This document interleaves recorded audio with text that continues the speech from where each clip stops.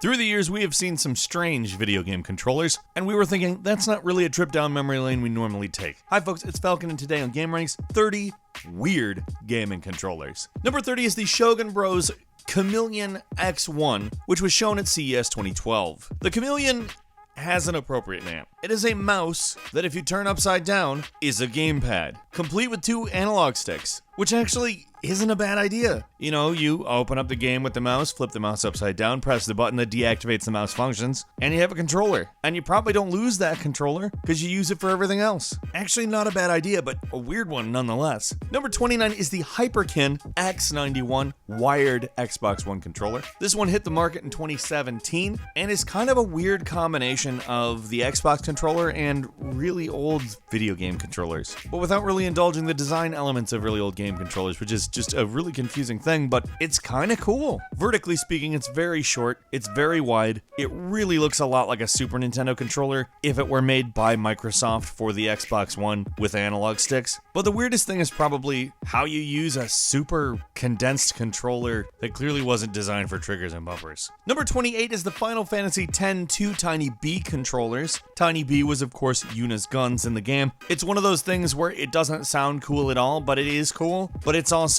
a turn-based RPG's controllers shaped like 2 guns, which is also weirdly cool and not cool at once. I don't know. I kind of wish I'd have played the game with the controllers because it just seems like that would have been more fun. I don't know why. I didn't like 10-2 as much as I liked the first 10, but these are PlayStation controllers I probably would have liked to have for more than just that game. Number 27 is the Katana the Soul controller for Onimusha 3. This is a game controller that is shaped like the hilt of a katana. It does not have the full katana. I have a feeling that playing Onimusha on an actual full katana might have been just a bit much, but having the gamepad stuff actually built into the hilt of a sword was maybe not the best idea of all time, to be completely honest. Everything's far away from each other. The buttons are not near the analog sticks, which you use both. You need like 3 hands to use it. I mean, the idea is cool, but I don't see how you could possibly be good at Onimusha 3 with this controller. Number 26 is the Ultra Racer N64, a controller that attempted to emulate a steering wheel, kind of. It was made for racing games on the Nintendo 64, and I'm just gonna go ahead and say, it didn't do the thing that it wanted to do. I had one of these, and it was not the worst thing ever, but not the best thing ever, or really one of the middle of the road. It was less than the middle of the road, to use road things, because cars. But I have played with worse actual steering wheels, so, I mean, there's that too. Number 25 is the Tony Hawk Ride controller, an actual skateboard, kind of, that used motion controls, motion sensors, and was specific to Tony Hawk Ride. You could do real, or kind of real anyway, skate tricks, and they would have it inside the game, which was kind of cool, but like, it also made me think, why not just have a skateboard? I remember when they were marketing this thing, I was like, why not just buy a skateboard? And people were like, you can't get hurt on this. I was like, oh, you want to bet? I don't think you've seen me use it yet, have you?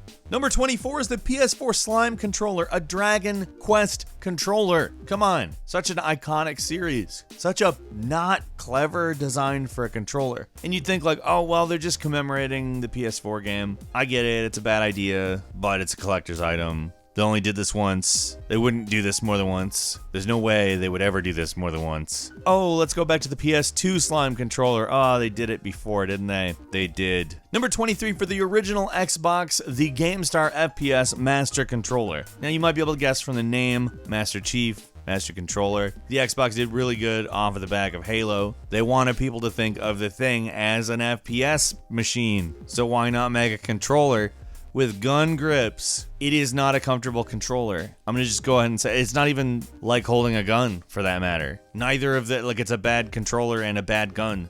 Like, if it had real gun shooting abilities, I would not buy it as a gun. Thanks. Number 22 is the Resident Evil 4 chainsaw controller, and this did not need to exist in any way, shape, or form. It is cool that it does exist. A lot of great things have happened that did not need to happen, and what's even weirder about it is they all had unique blood spatter on every single controller. The blood that was spattered on each one of these chainsaws was different for every single one. Now, realistically speaking, that means they just spattered paint on it. But it's still cool because you own a piece of gaming history, and it's a unique piece of gaming history, and it's not a good controller at all, even a little, but it's cool to look at. Number 21 is the Namco Jog Kon, which, if you remember that N64 racing steering wheel, imagine that on a PlayStation controller that's also a weirder PlayStation controller. It's a controller that is compatible with Ridge Racer Type 4, V-Rally 2, and Ridge Racer 5. And it's not a good input situation. Seriously, the only good wheels are like good steering wheels. That's it. Don't try to do it other ways. Even had a little thumbprint so that you could use a steering wheel with your thumb. You know, the way that everybody steers their car. Seriously, why did they do this? Number 20 is the NES HandsFree controller, which is an early attempt at an accessibility-oriented controller. I'm not going to make fun of it, but I am going to say it is an interesting thing to look at. With, say, the new Xbox One accessibility-oriented controller, it seems like a little bit more along the lines of a controller, whereas the NES one is just all out a different device altogether. It seems like it's basically made for a very specific type of person with a very specific restriction on their mobility, which, I mean, it's good that they did that. I'm not saying that's bad, but it definitely helped maybe a few people and kind of confused a lot of other people who otherwise may have been helped by it. Number 19 is the Samba de Amigo Dreamcast controller, and I don't know how these worked. I played that game. I liked the Dreamcast a lot, and I did not know what to do with that game. I played it in the store. I tried to do something in it, and it didn't do what I expected it to do because, well, the game controller was some maracas. Maracas are not game controllers. Sega learned this the hard way, as the Dreamcast was their last console. Number 18, the Rail Driver and the Ship Driver controllers, which are some weird custom USB controllers that are not the size of, you know, an actual dashboard in one of those two devices, a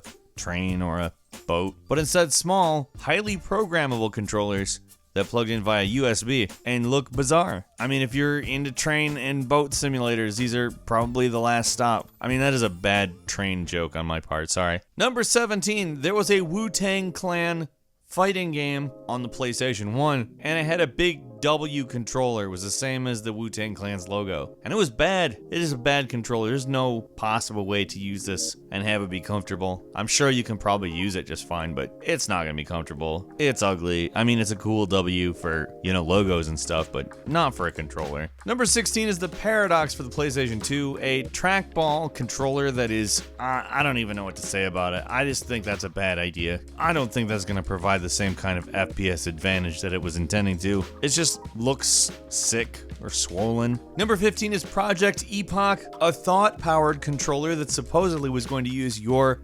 brainwaves as a game controller. It was apparently going to be shown off at the 2007 Game Developers Conference, and we are not all playing with thought-powered controllers now, so, guess it wasn't that good. Number 14 is the Force Dynamics 301, a hydraulic chair that, no, absolutely not getting into. Sorry, I don't think that's gonna be a realistic racing game, and I think it's gonna make me sick, so no. Number 13 is the Dream Machine, a sort of joystick slash chair, if that's the best way to explain it. And actually, it's kind of a cool idea. It's super weird to look at, but as far as motorcycle type games or motocross or four-wheelers or anything, it seems like it'd actually be a really good way to control the game. The creator claims it would be good for first-person shooters, but I don't know how.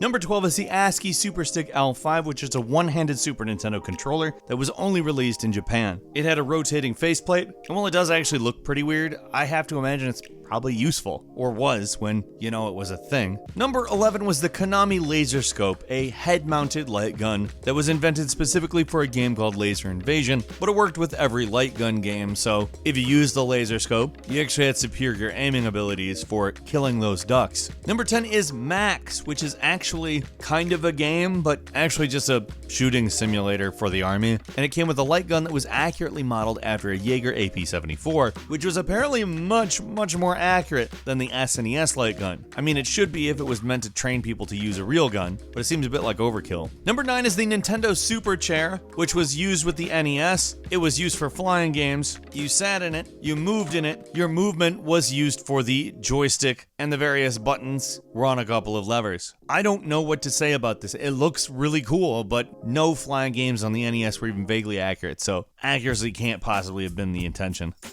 Number 8 is the Realm system, which used two bungee cords some cameras, and some handles to, I guess, do 3D controls. Number 7 is the Stryker VR, a gun that offers realistic virtual recoil, which doesn't seem weird at all, and you look at it and you're like, that actually looks awesome. Apparently, it costs somewhere in the neighborhood of $2,800. So, somebody's gonna have to come up with a better solution to that. That's ridiculous. Number 6 is the Namco NGCON, which is a rotating controller you could turn for some reason. You could use it pretty much anything, and a few games actually utilize the twist, though I can't imagine it added any level of realism to the game because, well, you don't have to twist anything in Ridge Racer or Gran Turismo, although I imagine if somebody made a Bop It game, that probably would have worked really well with it. Number 5 is the Power Glove, because I love the Power Glove, it's so bad. It was a glove that supposedly controlled games on the NES, however, it never worked right, and it looks weird. It was also in a film called The Wizard that Nintendo produced. Why, I don't know. Number 4 is the Donkey Konga Bongos.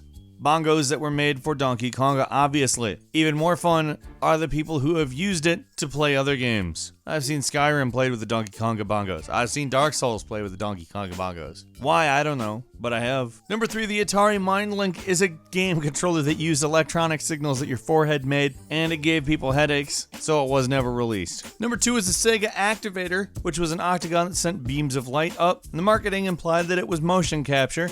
It wasn't. The beams of light just corresponded to various buttons and directions, and that's all it could do. It was really a disappointment. I bought one of these. I hated it. And finally, number 1 is the Wii Bowling Ball, which that doesn't need to exist. You put the Wii controller into the Wii Bowling Ball, you did bowling motions, which you could do with the Wii controller, and it was enough. Wii Bowling was not realistic with the realistic bowling ball, so I don't understand why it mattered. And a quick bonus weird controller for you. The prototype for the PS3 controller, which was a weird boomerang thing, I'm glad that didn't happen. What's the weirdest controller you remember? Leave us a comment. Let us know what you thought of this video, and if you liked it, click the button. If you're not subscribed, now's a great time to do so. We upload brand new videos every day of the week, and the best way to see them first is, of course, a subscription. As always, we thank you very much for watching this video. I'm Falcon. You can follow me on Twitter at Falcon the Hero. We'll see you next time, right here on gameranx.